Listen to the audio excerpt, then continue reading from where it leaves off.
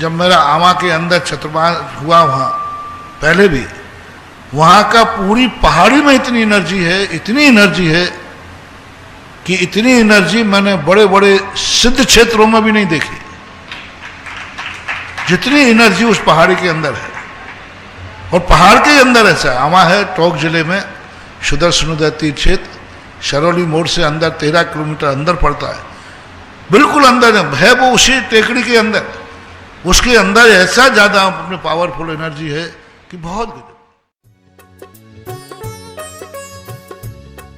इस कार्यक्रम के पुण्यार्चक हैं डॉक्टर दिलीप, श्रीमती सुमन बोबरा, पुत्र एवं पुत्रवधू अरविंद, प्रवीणा बोबरा, पौत्र नियम निर्वाण, बेटी एवं दामाद सोनल अंकुर संगोई, दोहित्र अनिश केवल, अमेरिका निवासी।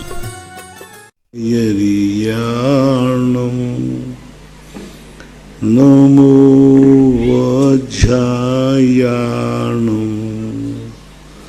नमो लोये सव्यसाहूनं। पंच परमेष्टि भगवान की जय। आचार्य श्री गुरुवर कुंद महाराज की जय। आचार्य श्री गुरुवर विद्यासागर महाराज की जय। परम पूजनीय निर्यापक श्रमण पूज्य श्री सुधा सागर जी महाराज की जय। चुल्लक श्री धैर्य सागर जी महाराज की जय। पूज्य श्री के चरणों में समस्त जिज्ञासा कर्ताओं की ओर से कोटि कोटि नमोस्तु। पूज्य श्री ललिता जैन टोंक राजस्थान से पूछते हैं, गुरुदेव के चरणों में पूरे परिवार की ओर से नमोस्तु। महाराज श्री, एक दिगंबर जैन महिला जो तलाकशुदा है और वह अविवाहित जैन पुरुष से विवाह कर लेती है, तो क्या आगम के अनुसार दोनों मुनि महाराज को आहार दे सकते हैं? नहीं दे सकते। डॉक्टर मंगन जैन आष्टा से परम पूज्य के चरणों में कोटि कोटि नमोस्तु। महाराज श्री, तत्वार सूत्र जी के 7वें अध्याय के 11वें सूत्र में सत्व गुणाधिक क्लिश्यमाना और अविनेय के लक्षण क्या हैं? सत्व गुणाधिक क्लिश्यमान और अविनेय के लक्षण क्या हैं? सत्व गुणाधिक तो जो अपने से गुणों से अधिक है। क्लिश्यमान का अर्थ होता है जो अति क्लिष्ट है, संक्लेश को धारण करने वाला है। और तीसरा अविनेय, अविनेय जो विनय नहीं करने वाला अविनेय है। और सत्व, सत्व न जीव, सत्व सत्व सत्व गुणाधिक है ना, अच्छे गुण, सज्जन गुण, उनमें जो अधिक है।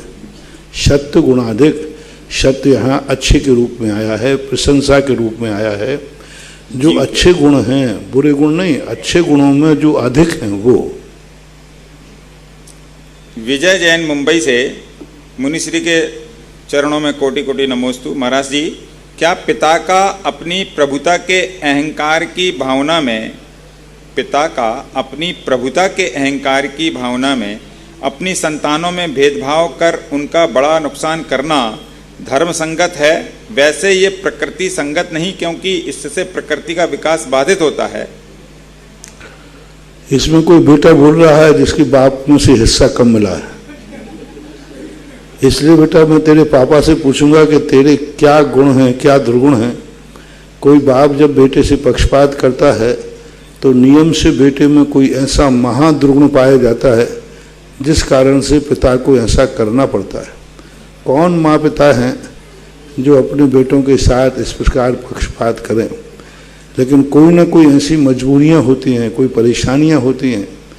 यूँ मान के चलो, कई बार ऐसा होता है कि एक बेटा उनको एक गिलास पानी भी देने को तैयार नहीं है और हिस्सा बराबर का लेगा, और दूसरा बेटा जिंदगी भर माँ बाप की सेवा कर रहा है तो भी वो कहता नहीं हिस्सा तो बराबर लूँगा। अरे भाई, वो सेवा भी तो कर रहा है, उसका नहीं। तो कई बार ऐसा माता पिता को पक्षपात करना ही चाहिए। जो बेटा उनकी सेवा करे, जिंदगी का बुढ़ापा निकाले, उस बेटे के प्रति माँ बाप को पक्ष लेना ही चाहिए। जो पिता ऐसे बेटे का पक्ष नहीं लेते हैं वे पिता बहुत बड़ा अन्याय करते। सभी बेटों के साथ बराबर पक्षपात, बराबर का रूप जब ही धारण करना चाहिए जब सभी बेटे माँ बाप की बराबर सेवा करें। बराबर इज्जत दें, उनके खर्चों के लिए बराबर दें, उनके दान के लिए कभी नहीं बोलें। मैंने ऐसे बेटे देखे हैं हिस्सा के लिए इतना झगड़ा करेंगे और पिता के लिए एक कौड़ी खर्च को नहीं देते, रोटी भी नहीं खिलाएंगे, पास भी नहीं रखेंगे, हिस्सा बराबर लेंगे।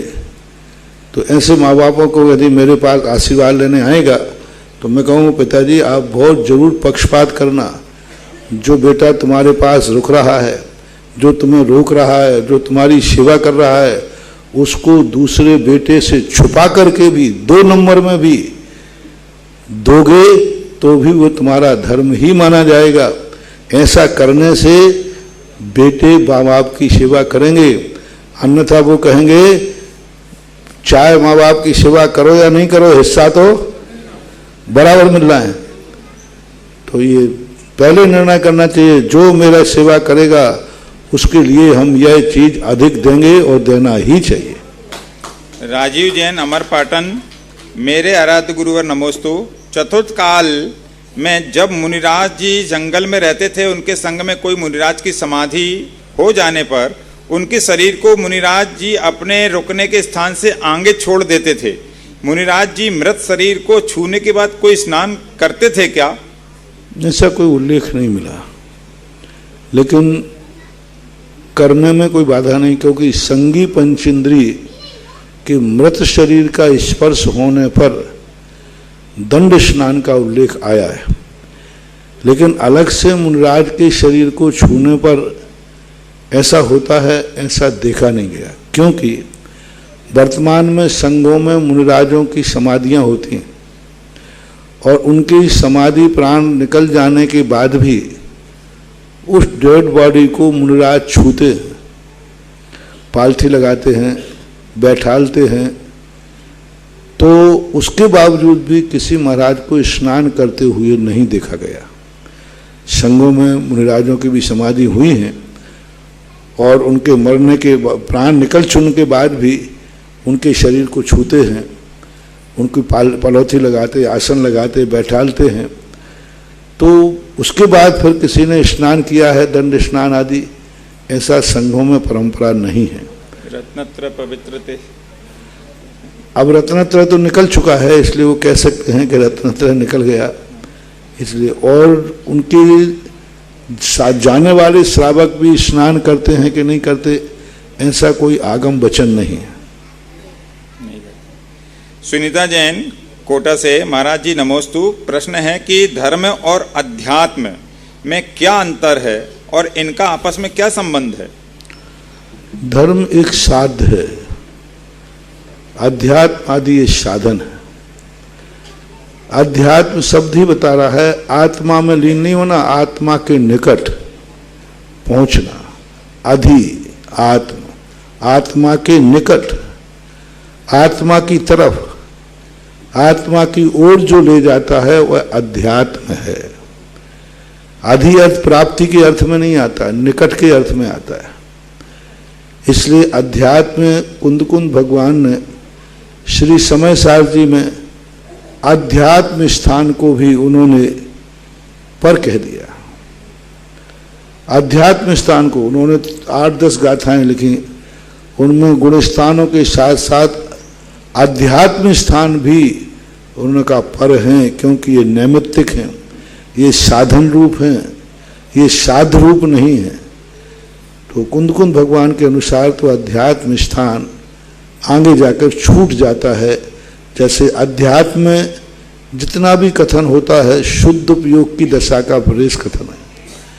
अध्यात्म ग्रंथों में जितना भी पढ़ाया गया शुद्ध उपयोग की दशा का वर्णन है, शुद्ध दशा का नहीं। शुद्ध दशा का तो मात्र वह साध्य के रूप में वर्णन करते हैं, प्राप्तव्य है।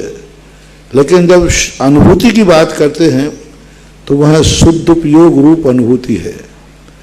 निश्चलानुभूति और शुद्ध प्राप्ति रूप अनुभूति, तो इसमें अंतर बताते हैं। इसलिए अध्यात्म स्थान को, अध्यात्म वह स्थान है जो हमें धर्म को प्राप्त कराता है। धर्म अध्यात्म का फल है, धर्म अध्यात्म का बहुत ऊंचा है, अध्यात्म एक कारण है, साधन है। पलक जैन गुना से नमोस्तु महाराज श्री। असीमकालीन भक्तांबर विधान में हमारा दिन आ जाए, हम किसी परिस्थिति से ना आ पाएं तो क्या हमें नाम लिखाना चाहिए असीमकालीन भक्तांबर विधान में? दिखाना चाहिए, हमने पहले ही बोल दिया, क्योंकि नहीं आ पाएंगे तो भी तुम्हारे नाम से विधान होगा, कृत और कारत, इसी को बताया गया है। अब अमेरिका वाले विधान कराएंगे यहाँ पर तो वो उस तारीख में नहीं आ सकते हैं, लेकिन उनका कारत बना, कृत नहीं कर सको तो कारत का भी पुण्य बराबर मिलता है। हाँ, कृत कर सकते हो, फिर कारत करोगे तो प्रमाद है। कृत करना संभव नहीं है और कारत करने के बारनाम कर रहे हो तो कोई बाधा नहीं, करना ही चाहिए। नहीं जा पा रहे तो कोई बात नहीं, कम से कम तुम्हारे नाम का विधान तो होगा। ऐसा जिनेन्द्र जैन फिरोजाबाद से नमोस्तु महाराज जी। महाराज श्री, मांगलिक कार्यों में जो कलश होते हैं, कलश रखे जाते हैं, वो कार्य हो जाने के बाद उनके ऊपर जो नारियल रखा रहता है उसका क्या किया जाए? कुछ नहीं, वो तो एक मंगल के रूप में था, चढ़ा हुआ नहीं है, फोड़ के खा लो और काम में ले लो। जब तक वो चढ़ा, जैसे मंगल कलश के अंदर जो सामग्री भरी है वो निर्माण नहीं है, वो तो आप मंगल कलश में भरी हुई है, आप अपने उपयोग में लो ना, खाने के काम में लो। चावल भरे हैं तो बढ़िया खिचड़ी बनाओ, खीर बनाओ, क्योंकि वो चढ़ी हुई नहीं है, मंगल रूप में है। तो जैसे अब चातुर्मास वगैरह के मंगल कलश ले जाते हैं, इसमें पंचमावा भरे रहते हैं, तो उनको खोल करके सबको रिश्तेदारों को बांट दो। मंगल है, शगुन है, वो चढ़ी हुई चीज नहीं है। और श्रीफल जो है वो निर्माल की कोटि में नहीं है। जैसे शांति धारा के कलश पर जो श्रीफल चढ़ रखते हो वो निर्माल नहीं है, उसी श्रीफल को आप अर्घ में ले सकते हो। तो ऐसा।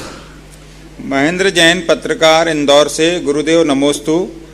कर्मों के माया जाल से फंसकर हम लोग छोटे छोटे लक्ष्य को पाने के लिए अपना जीवन दांव पर लगा देते हैं। आप जैसे उत्कृष्ट साधना वाले गुरुओं और मुनियों के चेहरे पर जब संतुष्टि और संतोष की चमक देखते हैं तो हमारा मन भी लालायित होता है मोक्ष मार्ग पर चलने के लिए। लेकिन बच्चों के प्रति दायित्व हमारी रुकावट का प्रमुख कारण है।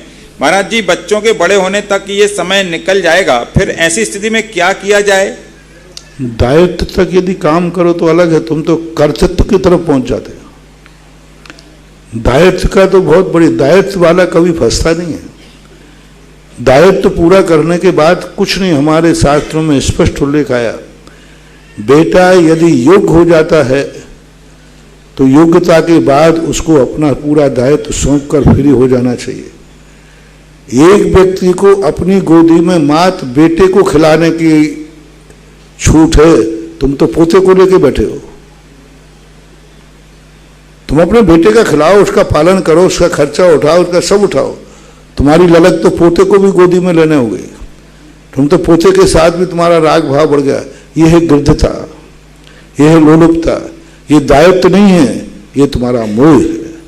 एक व्यक्ति को मात अपनी गोदी में बेटे को खिलाना चाहिए, उसका पालना चाहिए, उसकी सेवा करना चाहिए, पैर पर खड़ा करना चाहिए। बस परंपरा तुमने जीवित कर दी। पोते को तुम्हारा जिम्मेवारी नहीं है। पोते को लेके बैठ गए, बोले प्रवचन सुनने क्यों नहीं जा रहे, बोले पोते को खिला रहे। अरे बेटे से तुम्हें लेना देना क्या, उसका बाप जाने, उसकी मम्मी जाने। तो ये जो है पोतों की तरफ जाना, तुम्हारा राग भाव, राग बढ़ता है। बेटा जैसे जब रामचंद्र जी के जीवन की शादी होकर के आए ही थे और दशरथ ने कहा राज तिलक की तैयारी कर दी, रामचंद्र हाथ पर रह गए, बोले पिताजी आपकी अभी कौन सी उम्र है, अभी तो आप युद्ध करके आए और मेरी तो अभी शादी हुई। रामचंद्र जी की शादी हुई जिस समय, बड़े पुत्र की शादी के समय पिता की उम्र क्या मान रहे हैं आज के समय? 40-45 यही माने जाए ना, 45 साल मान लो और क्या। यानी अभी बड़े बेटे की शादी हो रही है तो 45 साल के पिताजी है। वही स्थिति पिताजी आप अभी राज छोड़ने की बात बोले नहीं। हमारी आर्यों की परंपरा है, ये राज गद्दी मुझे वसीयत में मिली थी, जब तक इसका उत्तरदायी पैदा नहीं हुआ, समर्थ नहीं हुआ, तब तक मेरी जिम्मेवारी थी।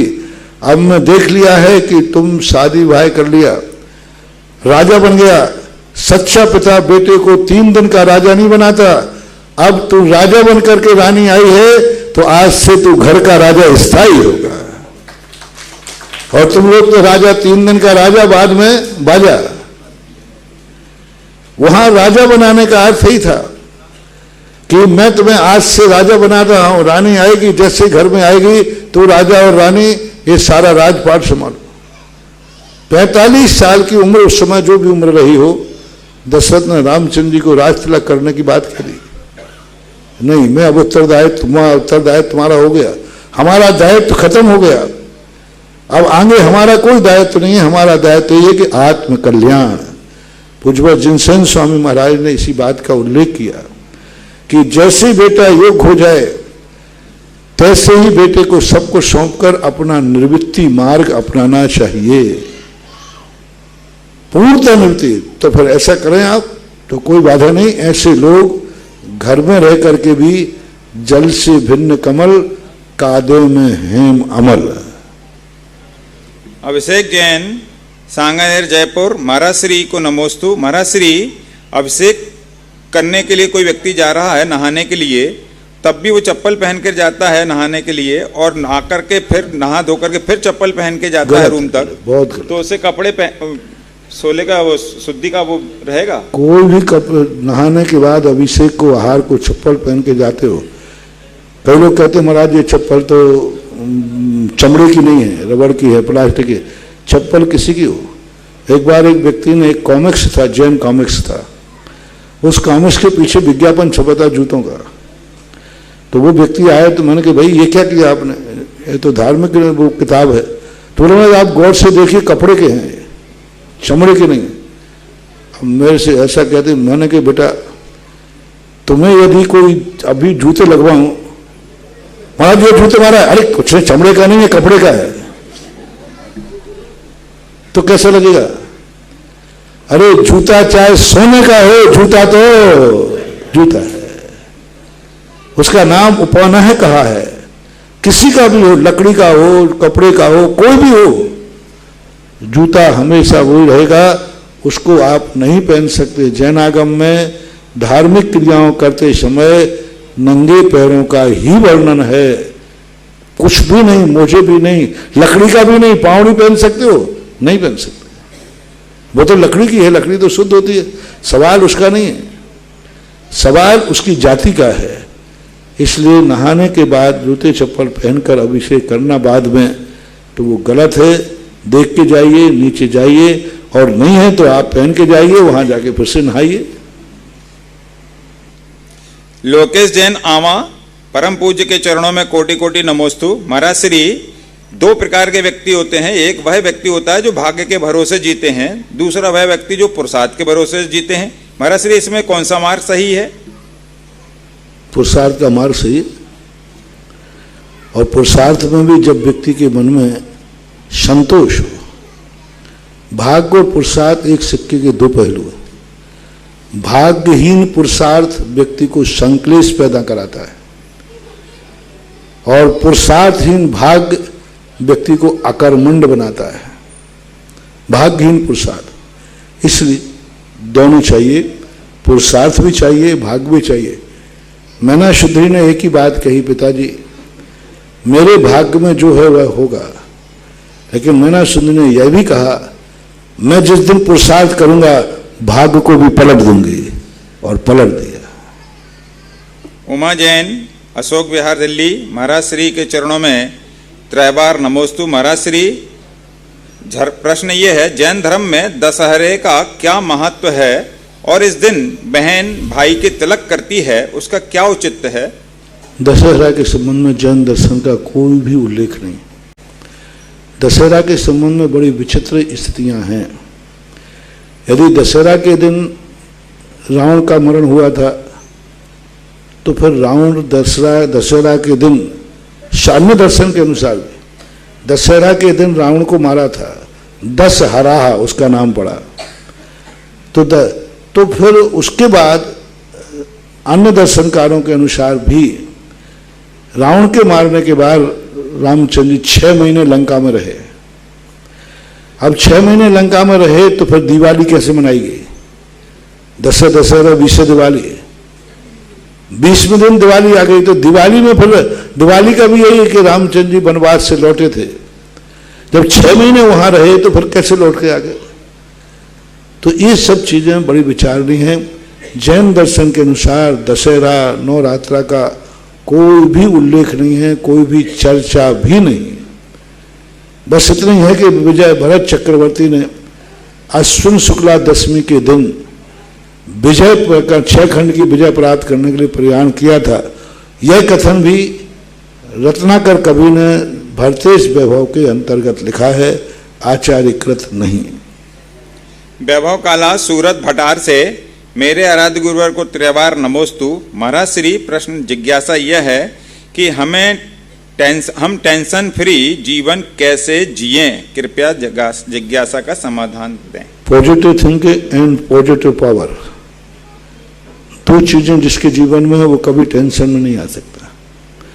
हर चीज में पॉजिटिव सोचो। सामने वाला गाली दे रहा है, पॉजिटिव सोचो ना, उसको कितना आनंद आ रहा है, उसको कितना सुख मिल रहा है। यदि मुझे गाली देने से वो सुखी होता है तो मैंने किसी को सुख, दूसरे को सुखी करने में कितना पुण्य है। तो मुझे गाली देगा वो सुखी हो रहा है तो मुझे तो पुण्य का ही बंद हो रहा है कि मेरे निमित्त से किसी को सुख तो हो रहा है। पॉजिटिव सोचो। और जब वो गाली तुम्हारे लिए चुभे तो पावर सोचो। उस समय इतना पावर हो कि वो गाली तुम्हारे लिए हिला नहीं सके, क्योंकि दुश्मन ने दी है। और दुश्मन ने इसलिए दी है कि तुम्हारी शांति भंग हो जाए। दुश्मन ने इसलिए हथकंडा अपनाया है कि किसी प्रकार तुम्हारी शांति भंग होना चाहिए, तुम्हें टेंशन आना चाहिए। तो हमारी पावर थिंकिंग इतनी जबरदस्त हो कि उसकी गाली देने के बाद भी हमारे ऊपर कोई फर्क नहीं पड़ा, क्योंकि हमारी शांति इतनी सस्ती नहीं है कि दुश्मन 2 बातों में मिटा दे। इतनी सस्ती शांति, इतनी सस्ती शांति। उसने एक गाली दी, हम बौखला गए। अरे भाई, शांति की तो बहुत बड़ी कीमत है। शांति तो हमने पता नहीं कितने पुण्यों से अर्जित की है, मेरी खुद की शांति है। और उसने एक गाली देकर हमारी शांति भंग कर दी। तो हमारे पास पावर थिंकिंग इतनी हो कि वो कितनी भी गालियां देता रहे, मेरी शांति को भंग नहीं कर सकता और मेरे स्वरूप को नहीं बिगाड़ सकता, क्योंकि मेरी शांति की कीमत है, क्रोध की नहीं। ये गुरु की वाणी तुम्हें शांति दे पाए या नहीं दे पाए नहीं कह सकते हैं, लेकिन एक दुश्मन की गाली है, क्या बात है। एक दुश्मन की गाली अशांति दे दे और गुरु का प्रवचन करो शांति न दे पाए, तो ये हमारी बहुत बड़ी मूर्खता है। Power thinking and power, positive thinking and power thinking, ये 2 चीजें हमेशा व्यक्ति को समय से तैयार रहना चाहिए। कोई भी अनर्थ करता है, पॉजिटिव सोचो, सामने वाले की तरफ से सोचो, अपनी तरफ से, कहीं ना कहीं से पॉजिटिव सोचो। कोई उसने गाली देके गलत नहीं किया है, गाली देके गलत नहीं किया है, क्योंकि मैं कर्म सिद्धांत को जानता हूं। मैंने उसको गाली दी थी, उसने हमारी गाली लौटा दी है, कोई फर्क नहीं पड़ता। और पावर थिंकिंग नहीं करो कि हम इस गाली से हमारा नुकसान नहीं होगा, इस गाली से मेरा नुकसान नहीं होगा, इस गाली से मैं कुछ कमाई करूंगा, इसने मेरे नुकसान के लिए दी है और मैं इसी से कमाई करूंगा। एक आता है ना उदाहरण, जो नीति है, दूध बहुत मीठा था, सब चाहते थे, तो एक ने कहा दूध में खटाई डाल दो। दूध कहता अच्छा डाल दो, तो वो दूध डाल के खटाई डाली, वो दही बन गया, और गाढ़ा हो गया, और चिकना हो गया, अरे ये तो और बन गया। तो लोगों ने कहा इसके टुकड़े टुकड़े कर दो, उसने मथानी उठाई, टुकड़े टुकड़े कर दिए, तो वो नवनीत बन गया, वो और चिकना हो गया। बोले ऐसा करो इसको आग पे रख दो, तो आग पे रखते वो अष्टप्रय घी बन गया, अब कभी खराब नहीं होगा। लो, जितने मिटाना चाहा हम बढ़ते गए। दुर्योधन ने भीम के लिए समुद्र में फेंक दिया वैष्णव दर्शन के अनुसार कि मर जाएगा, और नीचे जाकर के फिर उसने, देखो इसने जहर देकर मारना चाहा, और उनके यहां आता है कि उसने शेष नाग ने जब देखा, उसको काटा शेष नाग ने, तो उस पर जहर नहीं चढ़ा, क्योंकि जहर तो पहले से ही। तो उन्होंने कहा तू कौन है भाई जो मेरे काटने पर नहीं हुआ, फलाना फलाना है, कैसे कैसे आए, सब बता दिया उसको। फिर वहां बताते देवता ने कहा भीम, 1 कटोरा अमृत में 10 हाथियों का बल है। अब भीम खीर तो खाया हुआ था, तो भूख तो लगी थी, 7 कटोरा डकार गया, और 7 कटोरा अमृत पी करके जब बाहर आया तो वैसे ही भीम था, पता चला कि वो 70 हाथियों का बल लेके और आ गया। लो, दुर्योधन ने नाश करना चाहा और उसके अविनाश बन गया। यह है पावर थिंकिंग। प्रीति जैन गुवाहाटी से, नमोस्तु भगवान। महाराज श्री, हम अशुद्धि के 3-4 दिनों में टीवी पर या मोबाइल पर भी कुछ धार्मिक चैनल देख या सुन नहीं सकते, और दूसरे चैनल देखने से तो पाप लगता ही है। उन दिनों में घर संबंधी भी कोई काम नहीं करने होते। यदि हम अपनी पर्याय की निंदा करते हैं और ऐसा चिंतन करते हैं कि हमारे पाप कर्म का उदय है और महामंत्र का स्मरण करते हैं, तो वो भी ज्यादा समय तक नहीं हो पाता, तो हमारा अधिकतर समय सोने में ही व्यतीत होता है या अशुभ कर्म में ही। नहीं, इनकी 3-4 दिनों में काम नहीं करने होते जब महिलाओं के, तो हम कैसे अशुभ से बचें और किस प्रकार से हम अपना समय व्यतीत करें? अब देखो, दे धरे को दंड है। जो हमारे यहाँ एक लाहिरी जी थे, वृद्ध थे, कुंडलपुर रहते थे। वो जब किसी चीज में मजबूर होते थे वो कहते दे धरे को दंड भैया भोगो। अब क्या करें, वो मजबूरियां हैं, वो जैसा बने अपने आप को धर्ममय परिणाम बनाना चाहिए। वेदचंद जैन, पत्रकार, पेंड्रा रोड से, नमोस्तु महाराज श्री। तीर्थंकर भगवंतों को मोक्ष की प्राप्ति हो गई है, किंतु सिद्ध पद नहीं मिलने से सिद्ध लोक में सिद्ध शिला पर विराजमान नहीं है। संसार के ना होकर भी संसार में हैं। महाराज जी, वे किस लोक में कहां पर विराजमान हैं और अभी औदारिक हैं? तो क्या महाराज जी तीर्थंकर भगवानों का साक्षात दर्शन संभव है? क्या देवों के अलावा कोई अन्य उनके दर्शन कर सकता है? संसार नहीं है, संसार से अलग नहीं है। तीर्थंकरों को भी, अरहंतों को संसार मार्गणा में आते, गुणस्थान मार्गणा में आते, त्रिस मार्गणा में आते हैं। बहुत सारी मार्गणाएं उनके ऊपर लागू हैं, वे संसार में ही हैं। लेकिन इतना है कि उनके संसार से मुक्ति होने का निर्णय हो चुका है उसी भाव में। इस कारण से, और विशेषताएं तो हैं ही। विदेह क्षेत्र में भगवान विराजमान अभी भी हैं, विद्यमान। तीर्थंकर यहाँ से थोड़ी दूर पर विजयार्थ पर्वत है, वहाँ पर भी शाश्वत निरंतर अरहंत भगवान विचरण करते रहते हैं। तो डॉक्टर मंजुला जैन, रायपुर, छत्तीसगढ़, नमोस्तु गुरुदेव। यदि कोई अकेली दिगंबर जैन महिला शिक्षा ग्रहण करने, परीक्षा देने या व्यवसाय आदि के लिए किसी दूसरे शहर में जाती है, तो दिगंबर जैन धर्मशाला में नियमों का हवाला देके उसको कमरा नहीं देते। महिला को अपने धर्म से ही रक्षा सहारा न मिले, होटल आदि में असुरक्षित माहौल में रहने को मजबूर होना पड़े, तो क्या समाज के यह नियम उचित है? को रखने के हमने उपदेश देके देख लिए, और अकेली महिला को रखने के बाद जो अपवाद हुए वे इतने खतरनाक हैं कि नहीं रखना ही श्रेष्ठ था रखने की अपेक्षा। क्योंकि महिला जाति को अकेले रूप में रखने में बहुत सारी दिक्कतें, बहुत सारी स्थितियां हैं। उस तरफ भी आप लोगों को सोचना चाहिए। समाज की क्या मजबूरियां होती हैं, समाज की क्या परिस्थितियां होती हैं। इसलिए इस प्रकार से महिलाओं को समाज के ऊपर जबरदस्ती भार बन के नहीं रहना चाहिए, कि उनकी भी इज्जत का सवाल है। आप व्यवस्थित दीजिए और व्यवस्थित ढंग से काम करिए। इसलिए ऋषभदेव ने कहा था कि ये काम पुरुषों के हवाले छोड़ो और तुम घर में बैठ के बाल बच्चे पालो। इंदिरा जैन, महावीर नगर, कोटा, महाराज श्री को नमोस्तु। समूह शरण की सीढ़ियां कितनी होती हैं और इनको बहुत जल्दी चढ़ जाते तो कैसे चढ़ जाते हैं? वो 20,000 सीढ़ियां होती, 5,000 धनुष जो काया उनका जो स्थान होता है, तो एक हाथ की एक सीढ़ी होती है, एक हाथ पर। ऐसी 20,000 सीढ़ियां होती हैं और निमेष मात्र में भी वो सीढ़ियां चढ़ जाते हैं। ऐसा वहाँ का अतिशय है। बस इतना ही त्रिलोकसार के अंदर पूज्यवर नेमीचंद महाराज ने लिखा है। महाराज माधुरी जैन, दमोह, मध्य प्रदेश, नमोस्तु महाराज जी। महाराज श्री, आपने 5 तारीख के प्रवचन में बताया था कि जो लोग मंदिर आकर स्वयं गंधोदक लगा सकते हैं, परंतु उनके परिवार वाले उनके लिए गंधोदक घर ले जाते हैं, तो उन व्यक्तियों को गंधोदक उतना ही फायदेमंद होगा जितना कि मंदिर में आकर लगाने में। मेरी जिज्ञासा है, समाधान कीजिए। मजबूरी की बात है। यदि ऐसा नहीं है कि तुम घर में बैठ रहे हो, गंधोदक घर आ जाएगा पार्सल से। सब चीजें मजबूरी की है। मंदिर नहीं जा पा रहे हैं और फिर घर में गंधोदक मिलता है तो बाधा नहीं। सभी चीजें प्रमाद नहीं होना चाहिए। जो कर सकते हो वो करो। मंदिर के गंधोदक की महिमा तो मंदिर की ही रहेगी।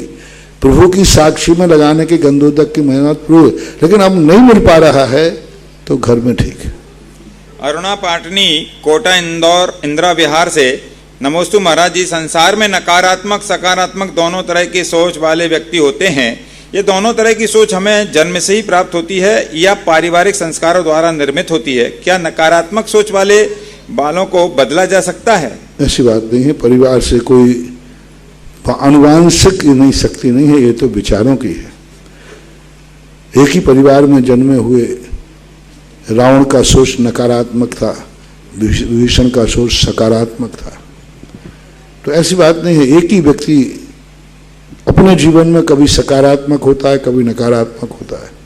तो ये कर्म की कारण नहीं, कर्म निमित्त बन सकता है, लेकिन मूल हमारा अभ्यास, हमारी दृष्टि, हमारा संस्कार होता है। अभी करें, आप करो, बाद में विवेक जैन जावर से पूछते हैं, उसके बाद नंबर कम पड़ जाते, छोटे छोटे बच्चों को पूरा करा दे।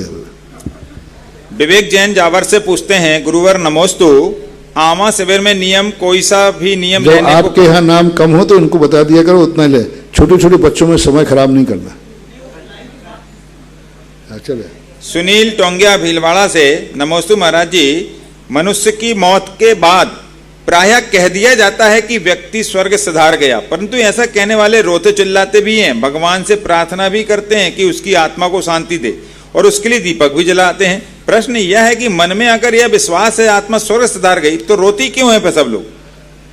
वह स्वर्ग गया ये भावना है, लेकिन वो कहाँ गया है वो अंदर की आत्मा जानती है।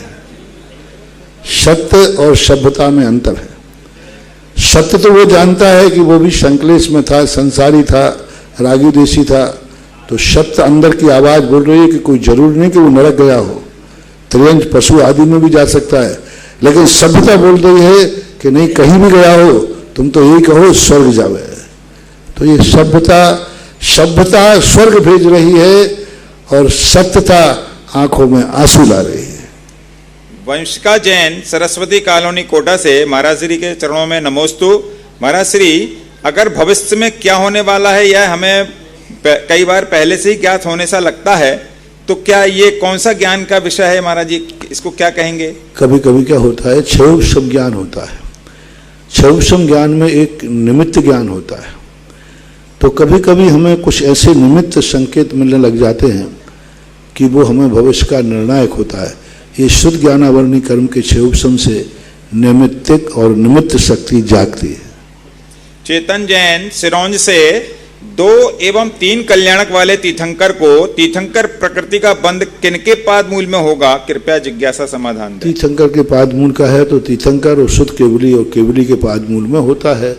वो सिद्धांत है, तो उन्हीं को मुनि महाराज गए तीर्थंकर के पाद मूल में, वहीं तीर्थंकर प्रकृति का बंध किया, उसी भाव में उनका उदय आ गया, तो कल्याणक हो जाएंगे। ऐसा। विनीता निर्मल जैन अशोकनगर से नमोस्तु गुरुदेव, जीव कांड एवं कर्म कांड ग्रंथ के आगे पहले गौमठ सार लिखा है। जीव कांड कर्म कांड ग्रंथ के आगे पहले गौमठ सार लिखा है, तो मुनिश्री यह गौमठ सार क्यों लिखा है, इसका क्या अर्थ है? गौमठ सार के संबंध में पूज्यवर नेमिचंद महाराज ने तो कोई संकेत दिया नहीं, लेकिन एक किंवदंती है कि चामुंड राय का नाम गोमट्ट था उनका नाम, और गोमट्ट के नाम से ही गोमटेश बाहुबली हुए, और कर्मकांड जीव का नाम उन्हीं के कहने पर, उन्हीं की रुचि को देख करके, जब वो एक बार सठखंडागम का स्वाध्याय कर रहे थे, चामुंड राय उनके दर्शन करने आए तो उन्होंने पूछा, गुरुजी क्या स्वाध्याय कर रहे हो? उन्होंने बंद कर दिया। तो बताते हैं कि गुरुजी मुझे पूछने पर आपने बंद क्यों कर दिया? बोले आपके पढ़ने लायक नहीं। तो इसका हमें ज्ञान कैसे होगा? इस प्रश्न के जवाब के कारण उन्होंने गोमठ सार जीव कांड कर्म कांड लिखा। अब वो गोमठ नाम पूज्यवर ने तो लिखा नहीं कि गोमठ नाम मैंने इसलिए रखा, लेकिन किंवदंती कोई शिलालेख भी ऐसा नहीं मिला, कोई प्रशस्ति भी ऐसी नहीं मिली उस समय की जो गोमठ शब्द को प्रयोग करे। पर गोमठ शब्द जो है उनका नाम था, ऐसी किंवदंती है।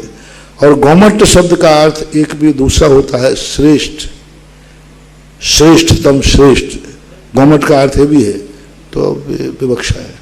दिनेश जैन रवि मेडिको जबलपुर, नमोस्तु महाराज जी। आजकल भीख मांगने वाले भिखारी बहुत बढ़ गए हैं, जगह जगह मिल जाते हैं। बहुत बार इनको कुछ देने का भाव नहीं होता, तो क्या इनको मना करने पर पाप बंद होगा? विवक्षा देखना चाहिए, पहचानना चाहिए किस ढंग का है, क्या है। यदि एकदम मना करेंगे तो सहयोगी भाव खत्म हो जाएगा, और एकदम दे देंगे तो सारे अच्छे लोग भिखारी बन जाएंगे। जितना अपन पहचान सकते हैं, देख सकते हैं, परिस्थितियां देख लेना चाहिए। एन.के. जैन दहली, नमोस्तु महाराज जी। जीव 9 महीने माँ के गर्भ में रहता है, तो क्या उसमें प्रथम समय, प्रथम सेकंड में जीव आ जाता है? पूज्यवर शिवकोटि महाराज ने तत्समय भी जीव के आने की स्थिति कही है, और अधिकतम उन्होंने 7 दिन कहा। यदि आज भी गर्भ में उसका योनि स्थान बना है तो 7 दिन तक जीव आ सकता है, ऐसा भगवती आराधना में लिखा है। डॉक्टर मगन जैन, मध्य प्रदेश। महाराज श्री नमोस्तु। जब एक सम्मूर्छन त्रियंच जीव 5वां गुण स्थान प्राप्त कर सकता है, तो एक सम्मूर्छन मनुष्य सम्यक्त क्यों नहीं प्राप्त कर सकता? क्योंकि उसकी उम्र बहुत कम होती है, और सम्मूर्छन जो मनुष्य होता है वो अपर्याप्तक होता है, और सम्यक दर्शन नियम से पर्याप्तक को होता है। त्रियंचों में सम्मूर्छन पर्याप्त वाले भी होते हैं, लेकिन मनुष्यों में जो सम्मूर्छन है नियम से अपर्याप्तक ही होते हैं, इसलिए वो सम्यक दर्शन के योग्य नहीं होते। निर्मल जैन, मिर्ची, अशोकनगर। महाराज जी को नमोस्तु। महाराज श्री रत्नत्रय को तीर्थ भी कहा है, इसकी क्या परिभाषा है एवं सातिशय पुण्य का क्या अर्थ होता है? रत्नत्रय को तीर्थ कहा है, इसकी क्या परिभाषा है? रत्नत्रय तीर्थ है। जो तीर्थ किसे कहते हैं? तीर्थ का अर्थ होता है घाट, शाब्दिक अर्थ होता है घाट। नदी में जो घाट होता है ना, उसका नाम तीर्थ है। तो तीर्थ का अर्थ घाट, घाट का अर्थ है जहां से उतरा जाता है, जहां से पार किया जाता है, तो उसको बोलते तीर्थ। तो सम्यक दर्शन ज्ञान चारस से संसार पार किया जाता है, इसलिए इसको तीर्थ बोलते हैं। अरविंद कुमार जैन, जयपुर। मेरे आराध्य गुरुवर नमोस्तु। महाराज श्री भगवान के अभिषेक से संबंधित गुरुदेव आपके आशीर्वाद से जबलपुर शिविर में आपके द्वारा बताई गई मागनंदी अभिषेक क्रिया, ये कल बता दिया था महाराज ने, दोबारा प्रश्न आया है। विजय जैन, मुंबई से। महाराज जी के चरणों में बारंबार नमोस्तु। क्या तीर्थंकरों के संदेश क्षेत्र, काल, भाव और वातावरण के अनुरूप भिन्न भिन्न होते हैं? यदि हाँ, तो क्या अनुयायियों को भी इस रूप बदलाव करना उचित है? शाश्वत होते हैं। हाँ, द्रव्य क्षेत्र काल की मर्यादा उसमें इसलिए होती है, उनको एक बार में कह देते यदि ऐसा वातावरण बने तो ऐसा करना चाहिए। वो काल से प्रभावित नहीं है, वो सदा काल है। जैसे पूज्यवर अमृतचंद सूर्य महाराज ने चारे चूलिका में अपवाद मार्ग की चर्चा की। उन्होंने उत्सर मार्ग बता दिया कि उत्सर मार्ग ये है, लेकिन अपवाद मार्ग में बालो वा बुड्ढू वा पुरो ज्ञानो वा, इस गाथा की टीका में उन्होंने उत्सर्ग और अपवाद मार्ग दोनों कहे। उत्सर मार्ग जो भगवान ने कहा ये है, फिर वहीं पर उन्होंने जब तुम्हारी शक्ति ना हो, स्थिति बिगड़ने लग जाए और हानि लाभ की स्थिति देख करके उन्होंने अपवाद मार्ग कहा। उन्होंने कहा अति कर्कश आचरण करके क्या करोगे? यहां मर करके देवों में जाओगे जहां संयम की गंध भी नहीं है, किंचित मात्र भी नहीं। इसलिए उत्कृष्ट मार्ग से अपवाद मार्ग को स्वीकार करके बहुत अधिकतम संयम का पालन करो। तो ये जो कथन है ये त्रिकालिक है, कभी के लिए। महा तात्कालिक किसी घटना को देखकर उनका कथन नहीं होता। ऐसी घटना घटे तो ऐसा कार्य होना चाहिए, ऐसा मानना चाहिए। निगम जैन, रोहिणी, दिल्ली से। नमोस्तु महाराज। जब हम ध्यान लगाते हैं, सिद्धशिला को ध्यान में एक श्वेत चंद्र लाइन चंद्र आकार में नजर आती है, बाकी चारों ओर अंधेरा नजर आता है। क्या सिद्धशिला पर अंधेरा होता है या रोशनी? एक बार आपने इसका जिक्र किया था, तभी से मैं इसका ध्यान लगाने की कोशिश कर रही हूँ, पर ठीक से समझ नहीं आता सिद्ध परमेश्वरी किस तरह से समाहित हैं। सिद्धशिला में अंधेरा ही रहता है, उजिला का वहां सवाल ही नहीं। भगवान को उजिले की जरूरत नहीं है, निगोदिया जीव को उजिले से मतलब नहीं है, और प्रकाश का कोई वहां साधन है नहीं। कहीं भी हमने ऐसा उल्लेख नहीं लिखा कि स्फटिक शिला, स्फटिक मणि की जो शिला है उस शिला से वहाँ उजिला होता है, प्रकाश होता है, क्योंकि वहाँ प्रकाश की जरूरत ही नहीं है। और स्फटिक मणि में उद्योत नाम कर्म का उदय तो फिर भी बन सकता है, हालांकि लिखा नहीं है। आतप नाम कर्म तो हो ही नहीं सकता। और वो जो स्फटिक मणि की शिला है उसमें तो उद्योत नाम कर्म का उदय भी नहीं। उद्योत नाम कर्म का उदय चंद्रमा में है, आतप नाम कर्म का उदय सूर्य में है, और शुद्ध इस्लाम में ये दोनों नाम कर्म के उदय का अभाव होने से वहां प्रकाश की कोई चर्चा जैनागम में नहीं है। नमस्ते। अब आगे दुनिया में 4 स्थान कभी नहीं भरते: सागर, शमशान, तृष्णा का घड़ा और मनुष्य का मन। तृष्णा का घड़ा जो कि मोह और लोभ का प्रतिबिंब माना गया है, चंचल मन। इस चंचल मन को कैसे एकाग्रचित करें, कैसे पाप कर्मों की निर्जरा करें, कैसे आत्मकल्याण के मार्ग पर हम चलें, ऐसे प्रश्नों का ज्ञानवर्धक समाधान है जिज्ञासा समाधान। जिज्ञासा समाधान के प्रणेता निर्यापक श्रमण मुनि पुंगव श्री सुधा सागर जी महाराज सत्संग के पवित्र पावन चरणों में चंद्रोदय तीर्थ क्षेत्र पर विराजे हुए सभी भक्तों की ओर से सुधा कलश व जिनवाणी चैनल पर श्रवण कर रहे सभी भक्तों की ओर से तिरकाल बार नमोस्तु भगवन, नमोस्तु भगवन, नमोस्तु भगवन। प्रथम जिज्ञासा के लिए आमंत्रित है श्रीमान सनत जैन अहमदाबाद और तैयार रहेंगे सोनिया जैन अहमदाबाद।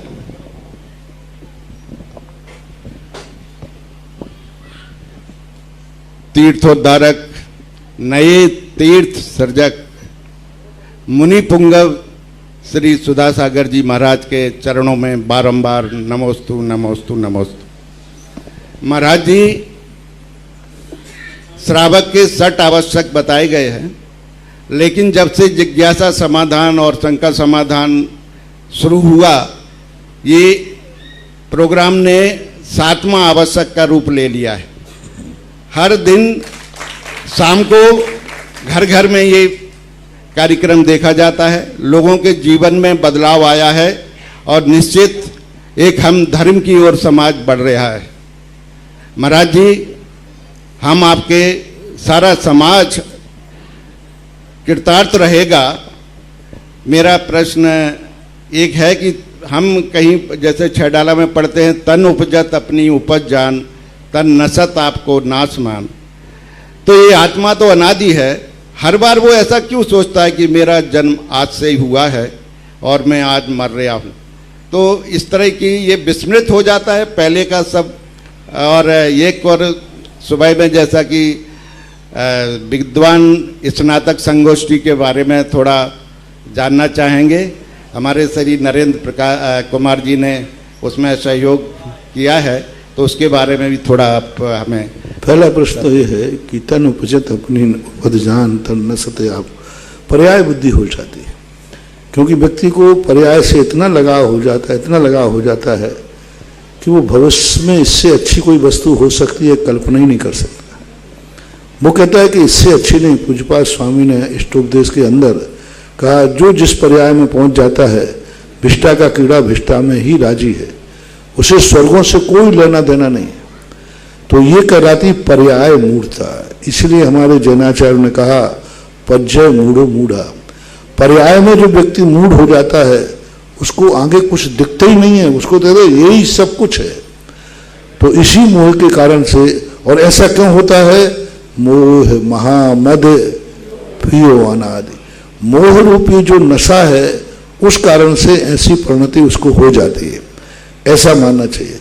और ऐसी स्थिति में हमें तत्व की दृष्टि चाहिए। जैसे आज दोपहर में स्वाध्याय में आया कि असत का यदि उत्पाद हो जाए, असत का यदि उत्पाद हो जाए तो आकाश में भी फूल हो जाए, और सत का विनाश हो जाए तो चेतना का भी नाश हो जाए। और यदि वस्तु में परिवर्तन रुक जाए तो मन की चंचलता भी रुक जाएगी।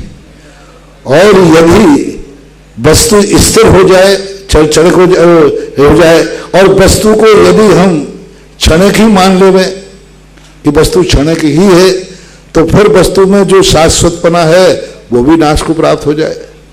फिर तो यदि वस्तु क्षणिक है तो फिर जितनी वस्तुएं हैं सब स्थिर हो जाएंगी, कोई वस्तु आएगी नहीं। यानी ध्रुव को, व्यय को और उत्पाद को, इनमें किसी एक को यदि हम मानते हैं तो बहुत बड़ी होती है। नित्य को और अनित्य को मानते हैं। एक राजा ने कहा, बहुत अच्छे सुख में था वो, उसने कहा, मंत्री जी कैसा हो कि दुनिया में परिवर्तन ना होता? तो कैसा हो? जो जैसा है वैसे ही रहे, मैं राजा हूं तुम मंत्री रहो। यदि ऐसा होता तो कितना अच्छा रहता है। बीरबल ने कहा, राजन यदि ऐसा होता तो आप राजा नहीं बन पाते, आपके बाप ही बने रहते। जो पहला ये राजगद्दी जो आपको मिली है परिवर्तन से मिली है। तो इस प्रकार का जो परिवर्तन चलता रहता है, इस परिवर्तन को व्यक्ति समझ नहीं पा रहा है। ये नहीं समझ पा रहा है कि ये परिवर्तन एक बहुत बड़ा पुरस्कार है, परिवर्तन एक प्रकृति का बहुत बड़ा सौंदर्य है। तो उसको न समझने के कारण व्यक्ति पर्याय में ही गाफिल होकर ऐसा मानता है। दूसरा आपका विद्युत संगोष्ठी के बारे में। विद्युत संगोष्ठी का जो रूप है, अब यहाँ पर 2 संगोष्ठियां हुआ करती हैं। एक किसी ग्रंथ पर विद्वानों की होती है। यह संगोष्ठी वो है जो श्रमण संति संस्थान से अभी तक लगभग 800,000 विद्वान निकल चुके। उनको साल भर में एक बार 2 दिन के लिए इकट्ठा यहाँ किया जाता है और उनकी जिंदगी के, उनके जो समस्याएं हैं, उनकी जो साल भर में परेशानियां, वो सुनी जाती हैं और यहाँ से उनको साल भर के लिए मटेरियल दिया जाता है, बैटरी चार्ज की जाती है। बहुत बड़ा सम्मेलन होता है। वे अपने साल भर के अनुभव सुनाते हैं। जो नए विद्यार्थी हैं उनको बताते हैं कि हमने इस फील्ड में, इस संस्थान से पढ़ के गए, हमने क्या उपलब्ध किया, हमने क्या सम्मान पाया। समाज के बीच में जाते हैं तो वो उनकी, तो ये स्नातक, श्रमण संस्कृति स्नातक सम्मेलन है। इनमें 2 दिन के अंदर लेखों के वाचन, उनकी योग्यता देखी जाती है कि तुमने साल भर क्या किया है। यानी सांगानेर से पढ़ा हुआ विद्वान मात्र 5 साल ही नहीं पढ़ता है, पूरी जिंदगी भर पढ़ना पड़ता है उसको। 5 साल पढ़ने के बाद अब 2 दिन में उनकी खबर ली जाएगी, तुमने साल भर क्या किया, कितने प्रवचन दिए, कितनी गद्दी लगाई, कितना स्वाध्याय किया, किसको पढ़ाया तुमने कितना स्वाध्याय किया, ये सारा पूछा जाता है। तुमने कितना स्वाध्याय किया साल भर में, यहां से पढ़ के गए हो, फेंक दिया सब, जैसे कॉलेज के बच्चे फेंक देते। तुमने दूसरों को कितना ज्ञान दिया, कहां कहां तुम प्रश्नों को गए और कौन सी नौकरी में हो, और उस नौकरी में तुम्हारा जो 5 साल की पढ़ाई है उसका क्या उपयोग हो रहा है। तो ये बहुत बड़ा श्रमण संस्कृति स्नातक विद्युत सम्मेलन होता है। ये 2 दिन का होता है। इसके पहले 12 दिन का समय सार शिविर लगता है, क्योंकि समय सार ग्रंथ मुनि के मुख से ही होना चाहिए, ऐसा अध्यात्म ग्रंथ। और ऐसा कहा है, गुरु बिन ज्ञान भेद बिन चोरी, होए ना होए थोड़ी ना थोड़े। हम कोई एकांतवादियों से कहते थे तुम्हारा ज्ञान तो गुरु से दिया हुआ नहीं है, पर श्रमण संस्थान को यहाँ 12-15 दिन के लिए बुला करके वो बीज उनको दिया जाता है, जिससे वो मस्तक उठा के कह सकते हैं मेरा ज्ञान गृहस्थों का दिया हुआ नहीं, मेरा ज्ञान गुरु के मुख से मिला हुआ है। तो 12 दिन तक यहाँ समय सार उनको पढ़ाया जाता है। 3 साल में एक समय सार पूरा होता है, जिन्हें उन्हें शास्त्री की डिग्री मिलती है। जब उनको शास्त्री की डिग्री मिलती है तो पहले वो 3 साल समय सार यहाँ आके पढ़ते हैं, एग्जाम होता है, परीक्षा होती है, और 12 दिन तक निरंतर मैं उनको तीनों टाइम पढ़ाता हूँ। सुबह भी 2 टाइम ले पाता हूँ, दोपहर में भी, और रात्रि में उनको फिर जो मैं दिन भर पढ़ाता हूँ उनमें से एक मास्टर उनका आता है, फिर वो रात्रि में हमारे अभिप्राय को समझाएगा। शिक्षण और प्रशिक्षण, यूँ मानना चाहिए शिक्षण भी होता है और प्रशिक्षण भी होता है। यूँ कहना चाहिए ये गोष्ठी में विद्वानों की खान निकलती है, जहां से विद्वान निकलते हैं। सोनिया जी, महाराज जी, अहमदाबाद।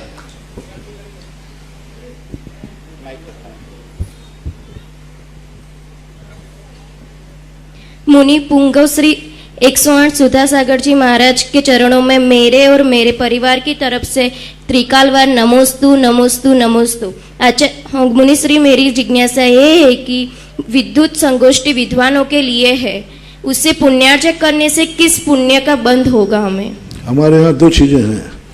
हमारे ग्वालियर में एक बार शास्त्र मिला उसे जंगल में, वो पढ़ के भी नहीं जानता था, लेकिन उसने महाराज को भेंट कर दिया, तो उसका परिणाम ये हुआ कि वो शेठ सुदर्शन बना, कुंद कुंद स्वामी बने। 2 कथाएं आती हैं। अब उसको ग्रंथ लेने से क्या लाभ, महाराज पढ़ेंगे महाराज को लाभ है, लेकिन उसने ग्रंथ मात्र महाराज को लाके दिया, इतने मात्र से वह सेठ सुदर्शन बना, इतने मात्र से इतने बड़े कुंद आचार्य बने कि कभी कुंद स्वामी 11 साल की अवस्था में तो दीक्षित हो गए थे। कुंद स्वामी 95 साल तक जीवित रहे, 26 साल की उम्र में लगभग उनको आचार्य पद मिला और 11 साल की उम्र में उन्होंने दीक्षा ले ली थी। अब 11 साल की उम्र में कितनी पढ़ाई की होगी, हैं? पहले 5-6 साल तक तो जाते ही नहीं थे। उसके बावजूद भी आज उन्होंने जो ग्रंथ लिखे हैं उन पर डीफल करने वाले लोग भी माथा चकराता है उनका। तो ये ज्ञान उनको कहां से मिला? स्कूल गए नहीं, कॉलेज गए नहीं, 11 साल में दीक्षा ले ली और आज इतने बड़े बड़े ग्रंथ लिखे। ये किसका परिणाम है? एक ग्रंथ का दान देने का। तो ये गोष्ठी कराने वाला कुछ नहीं जाने, अंगूठा छाप भरी रहे, लेकिन इतने विद्वानों को ज्ञान का संग्रह करने से वो एक दिन बिना पढ़े लिखे अपने आप ज्ञानी हो जाए। हाँ, शास्त्र में यही वर्णन मिला है, यही मिला। एक अक्षर भी स्वयं कुछ नहीं समझ पाया, लेकिन दूसरा समझ ले वे, शास्त्र दान की बहुत बड़ी महिमा है। ये भी एक प्रकार का दान ही समझना। नमोस्तु महाराज। ज्ञानवर्धक श्रमण संस्कृति स्थानक विद्युत गोष्ठी का पुण्य अर्जन किया है। श्रीमान नरेंद्र जी, संगीता, चिराग, सोनिया, धवल अहमदाबाद परिवार ने चिराग सोनिया के विवाहित जीवन में मंगल हेतु आपने जो है पुण्य अर्जन किया है 15 कलश 55 श्रीफल से। परिवार के पुण्य की बहुत बहुत अनुमोदना। पधारें, गुरु चरणों में नमन कर आशीर्वाद प्राप्त करें और कमेटी के पदाधिकारियों से निवेदन, पूरे परिवार का अभिनंदन करें, स्वागत करें। अध्यक्ष जी विमल जी भाई साहब, सुरेंद्र जी भाई साहब सब पधारें। आनंद जी,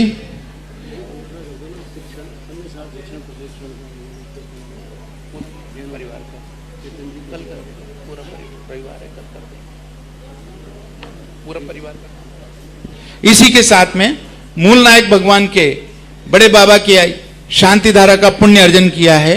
श्री प्रसन्न जैन, सरोज जैन, अंशु, अरिहंत, सिद्ध, अनाया, नरेंद्र जी, उषा जी जैन, अंकुर, अयंश, रेखी, सतना भोपाल वालों ने 1 कलश 11 श्रीफल से। संजय कुमार, आशीष कुमार, मधुर, मिलन, मीना, वर्षा, अंजुल, अंशिता जैन, लोहिया मूछ वाला परिवार टीकमगढ़ ने 2 कलश 11 श्रीफल से पुण्य अर्जन किया है।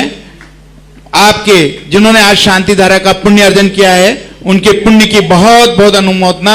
और तैयार रहेंगे जिज्ञासा के लिए विजय कुमार जैन, पत्रकार, राधोगढ़, और उर्मिला जैन, किशनगढ़।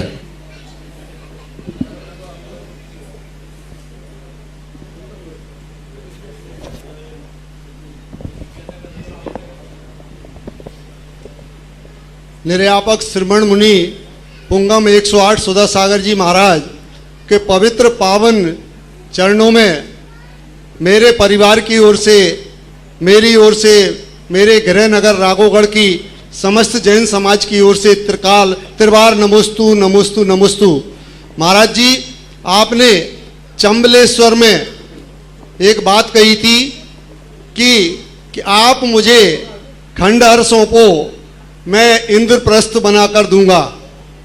यह काम पांडवों ने उस काल में किया था और वर्तमान में आपने यह करके दिखाया है। इसका साक्षात उदाहरण है राघोगढ़ नगर में स्थित सुधा सागर धाम स्थित संभवनाथ जिनालय। जैन समाज का 13 बीघा का बगीचा जब आप मार्च 2014 में राघोगढ़ पधारे तो आपने उस सभा मंडप को देखा जिसमें वर्ष में एक बार विमान जी की शोभा यात्रा पहुंचती थी और वो अनीति, अन्याय और अनाचार का एक केंद्र बन गया था। आपने जैन समाज राघोगढ़ को ऊर्जा और उत्साह दिया और वहां पर संभवनाथ जिनालय का जिज्ञासा पर ही आ रहा हूं मैं। यही निवेदन है महाराज जी कि वो मंदिर का वहां पर निर्माण हो रहा है आपके आशीर्वाद से और राघोगढ़ में प्राचीन मंदिर का भी पुनर्निर्माण पूर्ण हो गया है। हमारा आपसे अनुरोध है कि आप के चरण कमल राघवगढ़ में पड़ें और पंच कल्याणक प्रतिष्ठा हो और भगवान नए मंदिर में विराजमान हो। हमारे अनेकों साथी इस बीच गुजर गए हैं। हम चाहते हैं कि हम उस शुभ घड़ी को आपके सानिध्य में देखें। प्रार्थना अब जिज्ञासा क्या है?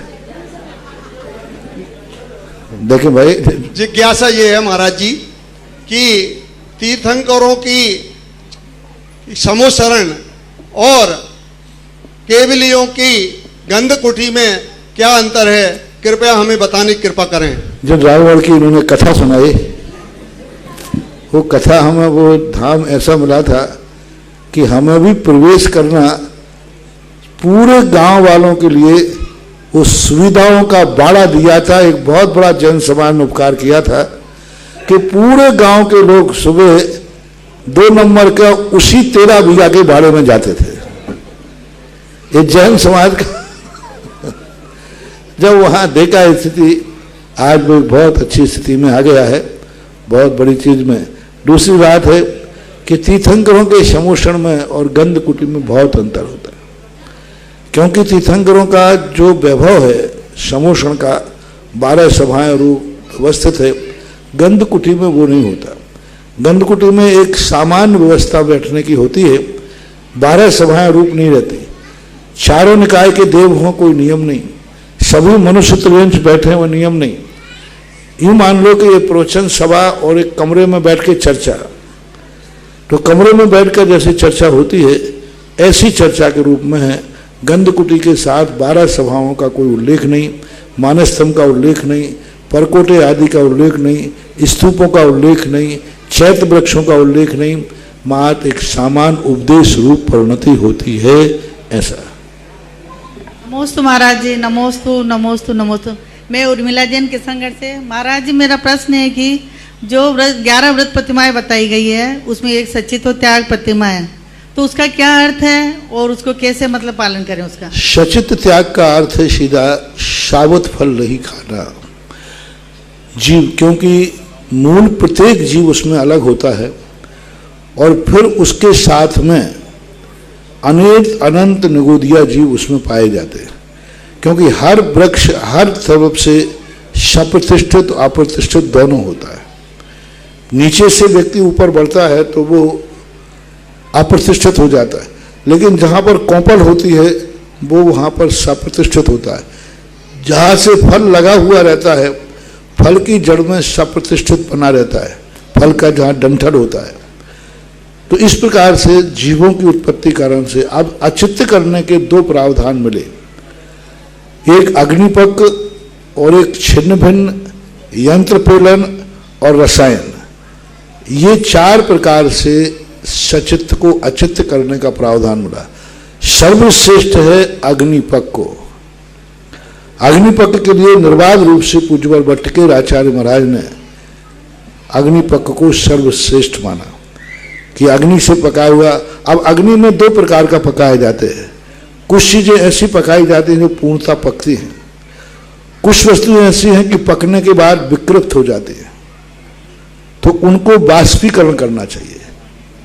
कम से कम इतना बार, जैसे संतरा है उसको क्या पकाओगे, अंगूर है उसको क्या पकाओगे, सब्जी बन जाती है, लेकिन कुछ चीजें ऐसी हैं जो विकृत भी हो जाती है, तो बाष्पीकरण उनका होना चाहिए कि कम से कम उसमें बाष्प का प्रयोग हो जाता है, तो भी वह अचित्त अग्निपक के रूप में आता है।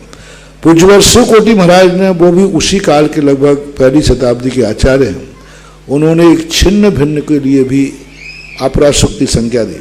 उन्होंने यह बात भी दी कि तिक्त और लवण पदार्थ यदि उसमें डाल दिए जाते हैं तो भी वह अचित्त संज्ञा को प्राप्त हो जाता है। तीसरा उन्होंने दिया यंत्र पेलन।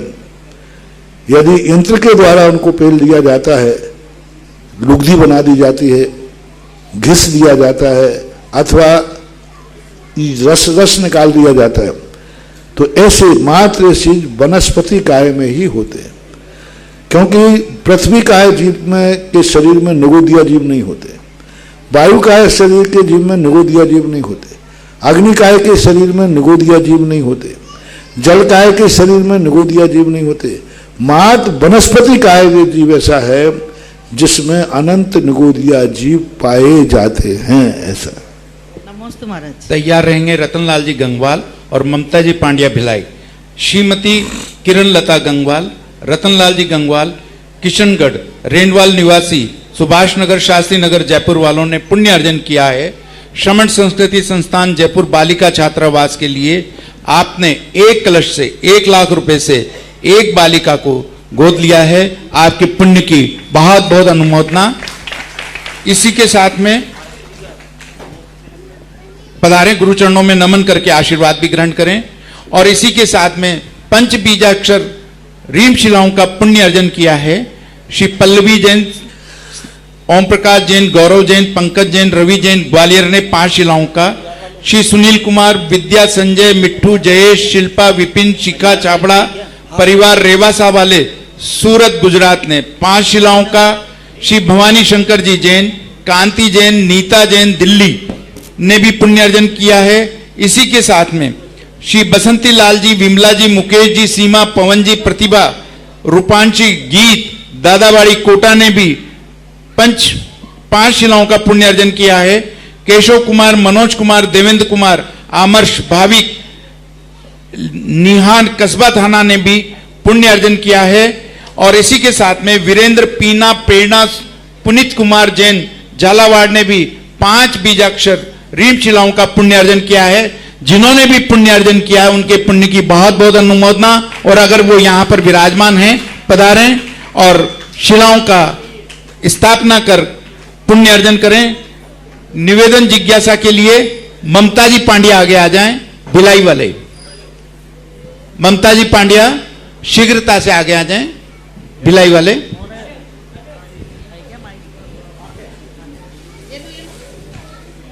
इतना गैप ना करें। नमोस्तु नमोस्तु नमोस्तु गुरुवर। मेरा और मेरे परिवार की तरफ से त्रिबार नमोस्तु नमोस्तु नमोस्तु। मेरी जिज्ञासा यह है गुरुवर कि वीर्यंतराय कर्म का क्षयोपशम कैसे बढ़ाएं? वीर्यंतराय कर्म का क्षयोपशम कैसे बढ़ाएं? वृद्धों की, रोगियों की, असमर्थों की बैयावृत्ति करके। सबसे बड़ी शक्ति बढ़ाने का कारण मूल है मन से विक्षिप्त, मन से मंद बुद्धि वालों को हम जितना ज्ञानी बनाएंगे, मन का वीर्यांतराय कर्म का क्षयोपशम बढ़ता है। वचनों से यदि हम दूसरों को लिए सेवा करते हैं, वचनों से हम सुख देते तो वाचनिक शक्ति बढ़ती है। शरीर से हम सेवा करते हैं तो शरीर। सबसे बड़ा का सरल उपाय पूज्य रविशरण महाराज ने श्री पद्म पुराण में भीम की वीर्यांतराय कर्म के संबंध में जो वर्णन किया है, बहुत बड़ा विचारणीय। भीम को शक्ति क्यों मिली? क्यों? वो सब पांडवों में वज्रसम नारायण संगन सभी के थे, सभी वज्रसम नारायण संगनधारी थे, लेकिन भीम का वज्रसम नारायण संगन क्यों है? तो सबसे बड़ा कारण का भैयावृत्ति। उसके नियम थे पहले पूर्व में कि हम किसी भी व्यक्ति को हमारे जीवन में, हमारे हाथ में है, रहने देंगे। जैसे बनेगा तैसे हम उसकी करेंगे। और इस कारण से हमारे वीर्यांतराय कर्म की शक्ति बढ़ती है। अब वीर्यांतराय कर्म भी कोई एक प्रकार का नहीं होता, अनेक प्रकार का होता है। किस प्रकार की शक्ति अर्जन करना है, उसी प्रकार की हम दूसरों के साथ व्यवहार करें। दूसरा कारण है हम अपने धर्म कार्य में शक्ति न छुपाएं। धर्म कार्य में शक्ति, यदि हमारे पढ़ने की शक्ति है तो हम धर्म साथ पढ़ें, हमारे दान देने की शक्ति है तो दान दें, हमारे उपवास करने की शक्ति है तो हम उपवास करें। शक्ति को जो धर्म कार्यों में अपनी शक्ति नहीं छुपाता है उसकी शक्ति बढ़ती है और वीर्यांतराय कर्म का क्षयोपशम बढ़ता है। हमारे जिनवाणी चैनल का हम आभार करते हैं। 15 मिनट का समय उन्होंने और बढ़ाया है। रतनलाल जी गंगवाल साहब पधारें और तैयार रहेंगे संगीता जैन कुम्हारी। मुनीश्वरी के चरणों में मेरी ओर से, मेरे परिवार की ओर से और मेरे समझी जी की ओर से सत्सत वंदन, सत्सत वंदन, सत्सत वंदन। मुनीश्री जिज्ञासा यह है कि वर्तमान में एक व्यक्ति जो असंयमी है, जिससे किसी प्रकार का कोई व्रत नियम भी नहीं है और जो सारे सांसारिक सुख भोगों को भोगता है, क्या उसका क्षयोपशम इतना हो सकता है कि वो दर्शन मौन ये त्रिक और एक चौकड़ी कसाय का अभाव कर सम्यक दर्शन प्राप्त कर ले और आत्मानुभव कर सके, कृपया समाधान करें। दो बातें आपके प्रश्न में हैं कि वो असंयमी है, अविरति है, किसी प्रकार का नियम नहीं है, वह सम्यक दर्शन तो प्राप्त कर सकता है, लेकिन दूसरा आत्मानुभूति प्राप्त नहीं कर सकता। श्रद्धा की अपेक्षा से उसको कह सकते हैं कि वह श्रद्धा को स्वीकार, शुद्धात्मा भी मुख हो सकता है। शुद्धात्मा अभिमुख होना और शुद्धात्मा को अनुभूति करने में बहुत अंतर है। इसलिए ऐसे अविरत सम्यक दृष्टि देवता आदि देखे जाते हैं, नारकी देखे जाते हैं। मनुष्यों में भी ऐसे लोगों के अध्वान पाए गए जो गृहस्थों में अविरत रहे, सम्यक दृष्टि रहे। राजा शरणक आदि ये अविरत सम्यक दृष्टि थे, सम्यक दर्शन उनको था लेकिन व्रत नहीं था। रावण के संबंध में भी आता है जैन दर्शन में कि रावण पूरी जिंदगी भर सम्यक दर्शन में, पूज्यवर रविशरण महाराज ने रावण को सम्यक दृष्टि कहा है। अंत लेकिन क्षयोपम सम्यक दृष्टि था, अंत में मरण के समय उसका सम्यक दर्शन छूट गया, लेकिन जीवन काल में वो सम्यक दृष्टि रहा। तो इस प्रकार के उल्लेख तो मिलते हैं, पर सत्य नहीं है कि वो सम्यक दर्शन होते हुए भी हमेशा चारित्र लेने का भाव करेगा, ले नहीं पाएगा, हिम्मत नहीं करेगा, लेकिन हमेशा एक ही भाव करेगा, करना तो यही चाहिए। आज की सम्यक दृष्टि नहीं जो कहते हैं कि नहीं व्रत आदि लेने की कोई जरूरत ही नहीं है। आज की मिथ्या दृष्टि है वो सम्यक दृष्टि होकर जो ये कहें कि संयम की, चारित्र की कोई जरूरत नहीं, ये सब क्रियाकांड है, ये सब औद्योगिक भाव हैं, ये तो बाह्य है, इससे कुछ नहीं होने वाला, ऐसा कहने वाला सम्यक दृष्टि नहीं होता। वो सम्यक दृष्टि हो सकता है जो भली संयम ग्रहण नहीं कर पा रहा लेकिन अंदर से यही कहता है मार्ग यही है, सही सही मार्ग यही है, करने योग्य यही है, यही करना है, लेकिन मैं नहीं कर पा रहा हूं। तो ऐसा परिणाम भी जिसके अंदर है तो वो अविरति भी सम्यक दृष्टि हो तो सकता है आगम के अनुसार। नमस्ते। श्रीमान राजमल जी, सुनील जी, गौरव जी, अर्पित जी, हितार्थ जैन, ममता जैन, जूही, साक्षी जैन भिलाई ने पुण्य अर्जन किया है 5 बीजाक्षर रीम शिलाओं के, उनके पुण्य की बहुत बहुत अनुमोदना। और संगीता जैन कुमारी और तैयार रहेंगे महावीर भैया। मुनिपुंगव जी के चरणों में बारंबार नमोस्तु नमोस्तु नमोस्तु।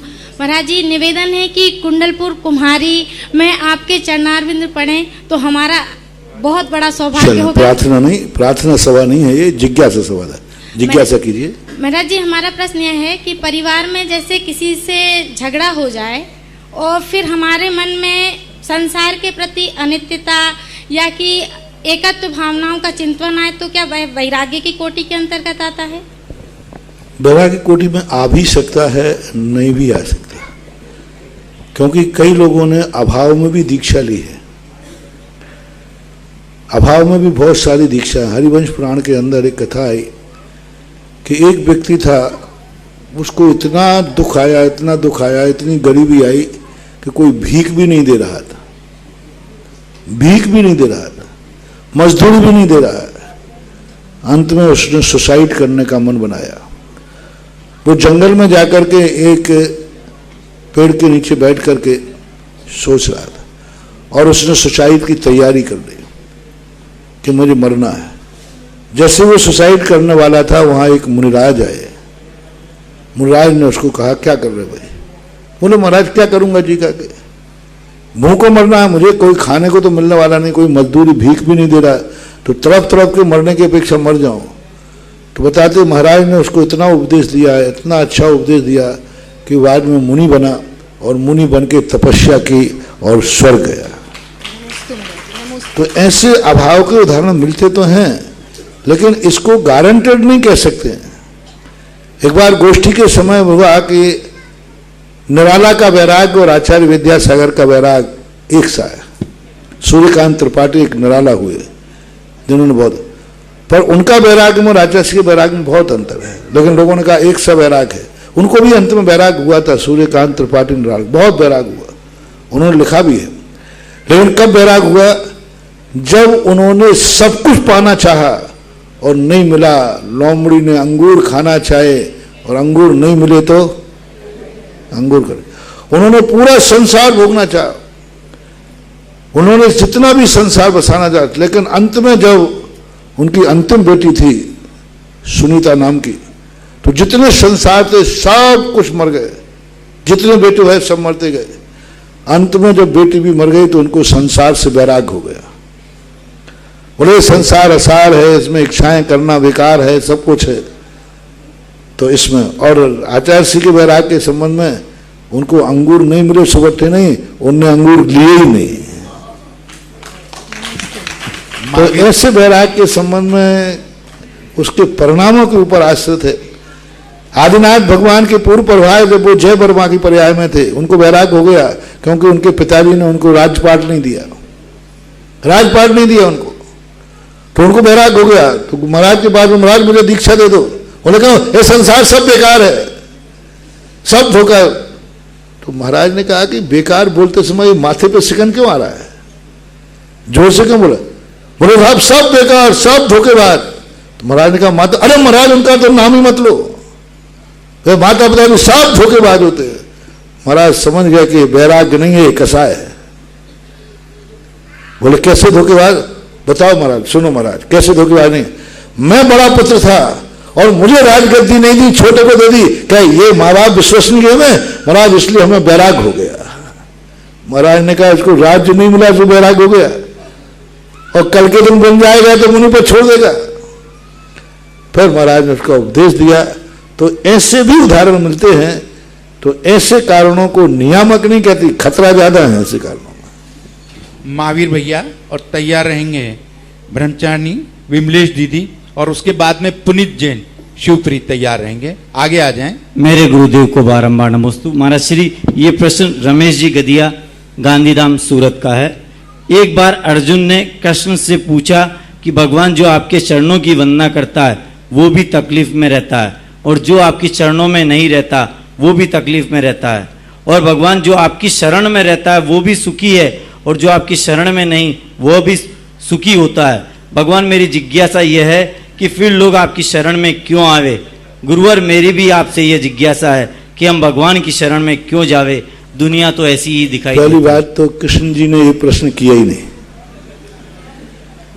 मैंने भी पूरे कृष्ण जी के प्रश्न पढ़े, ये कृष्ण के थे। आज के जो सुधारवादी लोग होते हैं ना, वो ऐसे प्रश्न कर लेते हैं। तो कम से कम ये प्रश्न अपनी तरफ से ही करें तो अच्छा है। कृष्ण जी और नेमिनाथ को क्यों घसीटते हो? अपनी तरफ से कहें कि हम चरण में क्यों आए? किसने कहा कि आओ? किसने कहा क्यों आते हो? किसने कहा क्यों आते हो? हर व्यक्ति हर साहब हम तो इसलिए कहते हैं कि हमें तो इसमें फायदा दिखता है, आपको नहीं दिखता तो क्यों आते हो? कुछ ना कुछ तो दिखता है। इसी के अंदर स्वाध्याय चल रहा था। आचार्य श्री बोले गृहस्थ के लिए कोई सुख नहीं है, गृहस्थी में ये है। तो एक कलकत्ता के सज्जन थे, उन्होंने कहा महाराज जी आपको कैसे मालूम, आप तो गृहस्थी में गई नहीं, आपको कैसे मालूम कि गृहस्थी में सुख नहीं है? आपको कैसे मालूम कि गृहस्थी में जाकर के परेशानियां द्वंद है? आप तो गृहस्थी में रहे नहीं, बहुत छोटी सी उम्र में घर से निकल गए। तो आचार्य ने कहा तुम्हारा यहां आना बता रहा है कि वहां सुख नहीं है, यहां सुख है। मैं तो तुम्हारे पास नहीं आया, तुम ही यहां आए। तुम क्यों भगवानों के दर्शन करने भागते हो? चक्रवर्ती होकर के क्यों मुनि दीक्षा ले रहा है? क्यों ले रहा है? चक्रवर्ती होकर मंदिरों में दर्शन क्यों कर रहा है? कहीं ना कहीं कोई तो अंतर चेतना से कोई आवाज आ रही है, इसमें मत उलझ, सच्चा सुख ये है। सुख किसी के कहने से नहीं होता है, सुख अंदर चेतना से प्रकट होता है। तो अंतर बाहर से तुम्हारा जो संस्कार है वो भले अंदर से कहीं ना कहीं से भाव आएगा कि नहीं मुझे उनकी शरण में जाना चाहिए, क्योंकि अंत में वही शरण सच्ची शरण है। आज नहीं कल कहोगे, कल नहीं परसों कहोगे, क्योंकि एक ना एक दिन व्यक्ति अंत में जब सारे पुरुषार्थों से थक जाता है। बड़े बड़े नास्तिक लोग भी यदि एक जंगल में फंस जाए, कुएं में गिर जाए, कोई बचने की उम्मीद नहीं हो, तो उस समय एक बार ऊपर जरूर देखेंगे कि कोई अदृश्य शक्ति है। तो ऐसा होता है। इसलिए शरण में तुम्हें आना ही पड़ेगा। हमारे आचार्य, हमारे भगवान शरण में बुलाते नहीं हैं। अरहंत शरणम गच्छामि नहीं, अरहंत शरणम पव्वज्जामि का अर्थ क्या? मैं अरहंत की शरण को प्राप्त होता हूं, प्राप्त होता हूं। उन्होंने बुलाया नहीं कि आ जाओ शरण में, तो ऐसा मानना चाहिए। ब्रह्मचारिणी विमलेश दीदी, और तैयार रहेंगे पुनीत जैन शुपरी। महाराज जी के चरणों में बारंबार नमन करते हैं। महाराज जी, जो मोक्ष पर्याय है, सिद्ध अवस्था, ये स्वभाव व्यंजन पर्याय है, मोक्ष पर्याय जीव की। लेकिन मोक्ष मार्ग जो दो प्रकार का होता है, व्यवहार मोक्ष मार्ग और निश्चय मोक्ष मार्ग, वो जीव की कौन सी पर्याय है? स्वभाव, विभाव, अथवा जो हमारे यहाँ दो स्वभाव कहे, एक कारण रूप स्वभाव और एक कार्य स्वभाव। कारण समयसार और कार्य समयसार, तो उसको भी हम स्वभाव कह देते हैं जो हमें स्वभाव तक पहुंचाता है। लेकिन वस्तुतः यह स्वभाव नहीं है, विभाव ही है। रत्नस्य सम्यक दर्शन ज्ञान चारित की स्वाभाविक पर्याय नहीं है, वैभाविक पर्याय है, क्योंकि साधन रूप है। और जो पर्याय अपना कार्य करके मिट जाती है वह वैभाविक पर्याय कहलाती है, और जो कार्य होने के बाद सदा बनी रहती है वह स्वाभाविक पर्याय कहलाती है। तो जितनी ये संसार की पर्याय हैं, सत्यार्थ रूप में तो ये विभाव ही है, चाहे वो रत्नत्रय हो, चाहे मोक्ष मार्ग हो, चाहे विशुद्धि हो, चाहे शुद्धोपयोग हो, चाहे शुभोपयोग हो, ये सब विभाव पर्याय है। लेकिन एक कारण में कार्य का उपचार करके उन्होंने कारण समय सार को, पूज्य जयसेन स्वामी महाराज ने कारण समय सार भी स्वीकार किया है। तो ये रत्नत्रय आदि जो मोक्ष मार्ग हैं, ये कारण समय सार के यदि मान करके कारण रूप स्वभाव इनको स्वीकार करना पड़ेगा। यदि कारण रूप स्वभाव नहीं करेंगे तो हमें कार्य रूप स्वभाव प्रकट होने वाला नहीं है। ऐसा पुनीत जैन शुपरी, और तैयार रहेंगे सुंदर देवी जयपुर। आगे आ जाएं। प्रातः स्मरणीय गुरुवार के चरणों में बारंबार नमोस्तु। महाराज जी, मेरी जिज्ञासा ये है कि मंदिर में कई बार हमें शांति धारा पढ़ने को बोल दिया जाता है कि आप शांति धारा पढ़ें, और हमारा विकल्प होता है कि हम शांति धारा देखें। तो मतलब किस चीज़ में ज़्यादा पुण्य, देखने में या पढ़ने में? यदि कोई पढ़ने वाला नहीं हो तो पढ़ने में, कोई पढ़ने वाला नहीं है तो पढ़ने में, देखने में। क्योंकि तुम्हारे कर्म पढ़ने से कितने लोग देखेंगे, सबका 6% तुम्हारे पास अपने आप आ जाएगा पढ़ने के लिए। सुंदर देवी जयपुर, और तैयार रहेंगे चंदा देवी कस्बा थाना। तुम्ही हो माता पिता, तुम्ही हो बहनू च सखा, तुम्ही हो। ऐसे भगवान को मेरा बारंबार नमस्तु नमोस्तु नमोस्तु। महाराज जी, मैं क्षमा चाहती हूँ, मेरी शंका नहीं है, मेरी भावना प्रार्थना है, इसलिए पहले क्षमा चाहती हूँ। महाराज जी, दो पत्थर की कहानी है। दो पत्थर की कहानी है।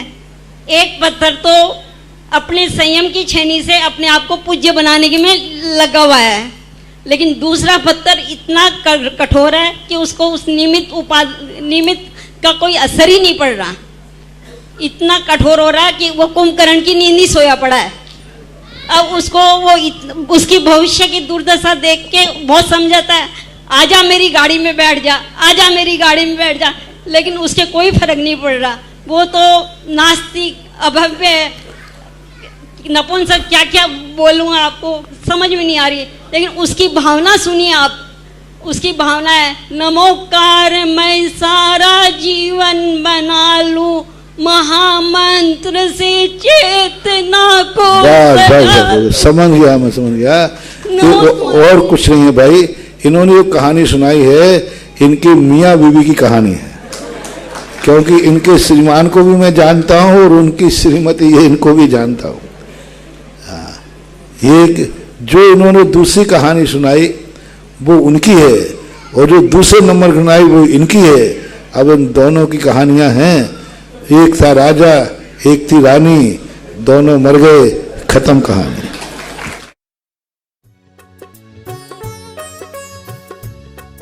इस कार्यक्रम के पुण्यार्चक थे डॉक्टर दिलीप श्रीमती सुमन बोबरा, पुत्र एवं पुत्रवधू अरविंद प्रवीणा बोबरा, पौत्र नियम निर्वाण, बेटी एवं दामाद सोनल अंकुर संगोई, दोहित्र अनिश केवल, अमेरिका निवासी।